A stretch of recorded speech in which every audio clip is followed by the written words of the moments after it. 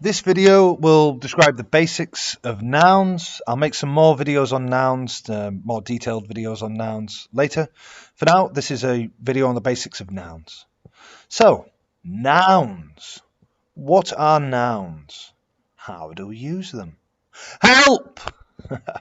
Help, help, help. Indeed, I will help you. So, what are nouns?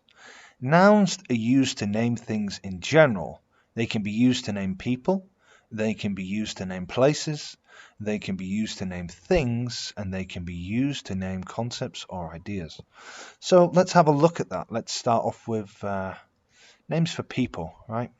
So nouns that name people. Nouns can be used to name a person. For example, the name Daniel is a noun. Let's look at more examples. So, Daniel is the name of somebody. That's somebody's given name, and that's a noun. But to call somebody a mother, the word mother is a noun that names a person. So it names somebody who is, who is a mother. It's a noun. It's a way of describing someone who is female and has given birth to a child, right? And the word boy is a noun that refers to a male that is not an adult. So this refers to a male that's, I don't know, let's say 6 years of age or 7 years of age. A male of that age would be a boy. So it's not just the given names, it describes, the nouns that describe who a person is in relation to their age, their gender, whatever. And the word king is a noun that refers to a male who rules a nation. And that talks about their position in the world. So these nouns can give descriptions and names to people that describe what their job role is and what their role in society is as well. Example sentences. My mother is cooking dinner. My mother is cooking dinner. In here we can see the noun mother is in bold. It's also not capitalized. This shouldn't be capitalized. That shouldn't be capitalized. And neither should this. I'm not sure why I've capitalized them. But anyway, mother, it's a noun that describes somebody who's a mother, somebody who's had a child and is female. Robert is an ugly man. Robert is an ugly man. And Robert is the name of a man who is ugly. That boy is very kind. That boy is very kind. Boy refers to a young male, essentially. The queen is speaking. The queen is speaking. And a queen is a female who rules over a nation. So this refers to their position in society, right? That's a noun that refers to that. Eric, have you seen the mailman? Eric, have you seen the mailman? Now, Eric is a given name, right? It's the name of somebody. And mailman is the name of a person who has a job delivering mail, a mailman. It's a descriptive noun. Let's move on to something else. Nouns that name places. So, nouns can be used to name a place. For example, the place name America is a noun. Let's look at more examples. So, the name Los Angeles is a noun that names a city. The word toilet is a noun that names a room. And the word space is a noun that names a place above the sky. As you can see, places could be cities, they could be towns. They can also be, rooms, smaller places. It doesn't have to be a whole area. It could be just a small room. It could be the place with the toilet. It could be anything, right? And it can also refer to space and weird concepts of places. And space, could also mean a lot of space, not just a place above the sky. But in this context, it means a place above the sky, right? Example sentences. York is a beautiful city. York is a beautiful city. Now, York is the city, and that names a city. But city itself, the word city itself, that is a noun that describes a place, a city, right? I would love to go to space. I would love to go to space. Space, that's a place as well. I need to go to the kitchen. I need to go to the kitchen. This is a place. It's a room in a house or an apartment. There are 2 beds in my bedroom. There are 2 beds in my bedroom. And a bedroom is a room. And again, an apartment, a house, whatever. We walked in the park. We walked in the park. And a park is a place. Sometimes parks are public, sometimes they're private, but parks are places. So these are nouns that name or describe places. Nouns that name things. So nouns can be used to name things, just, all kinds of things. I could have said nouns that name inanimate objects. I could have called it nouns that name things used in blah, blah, blah. But things is probably the best analogy. So nouns can be used to name things. For example, telephone is a noun that names a thing. It names a telephone. That's what it is. So let's look at more examples. The word refrigerator is a noun that names an item or a thing.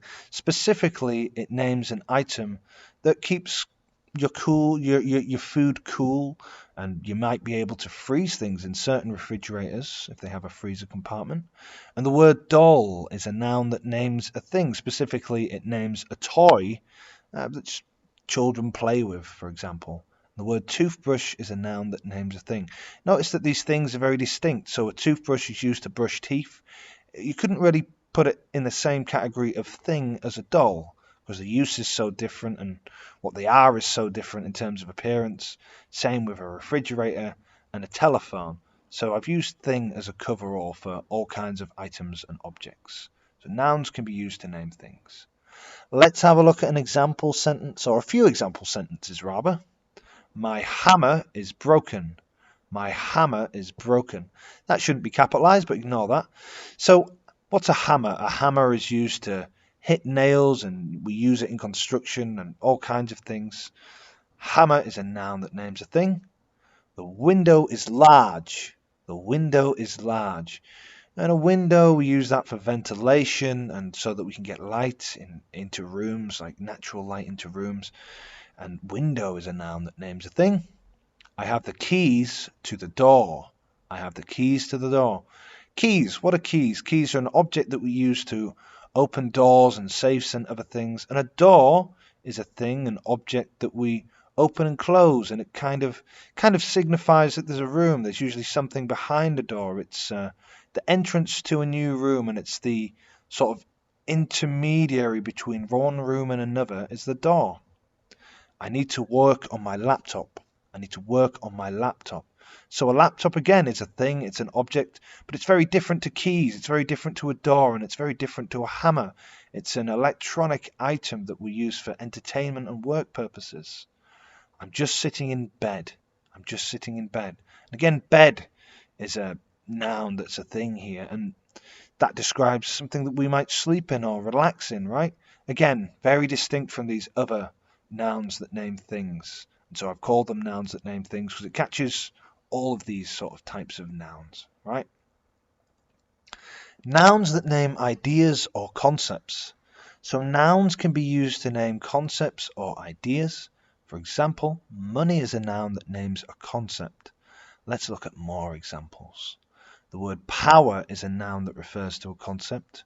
The word faith is a noun that names an idea.